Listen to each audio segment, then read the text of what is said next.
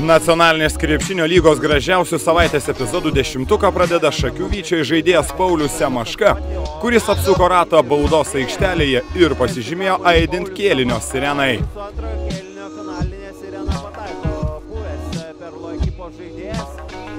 Devintoje vietoje liko toje pačioje Šakių salėje užfiksuotas momentas, kai Domantas Vilys dvitaškį įmetė akrobatiškų skrydžių.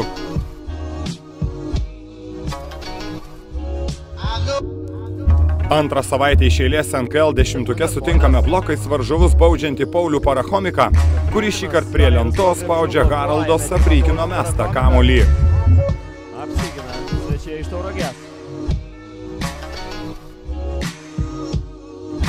Arnas Beručka pats perima kamuolį ir darbą užbaigė greitoje atakoje drebindamas krepšį, o jo išpuolis įvertintas 7-ąją vietą.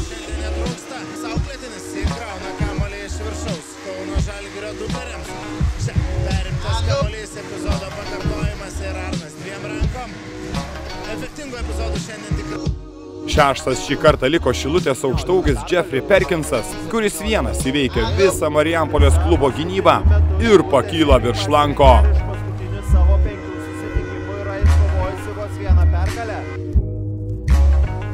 Penketuką pradeda vienas stipriausių NKL aukštaūgių Tomas Danavičius, kuris praskrenda pro 3 varžovus ir lenkia Mažeikių salės lanką.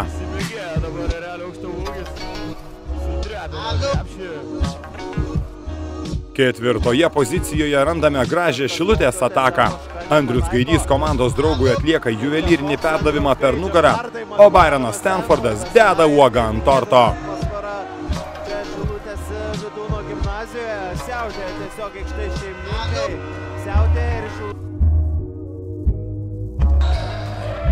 Trečiąją poziciją okupavo į NKL sugrįžęs Rokas Stankevičius, greitoje atakoje gavęs puikų perdavimą iš Karolio Lukošiūno ir dėjimų prisistatęs Joniškio sirgaliams.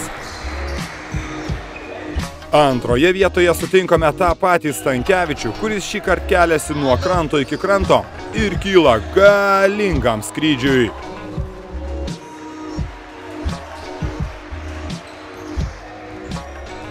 Patį gražiausią savaitės epizodą sukūrė Žalgirio dubleriai.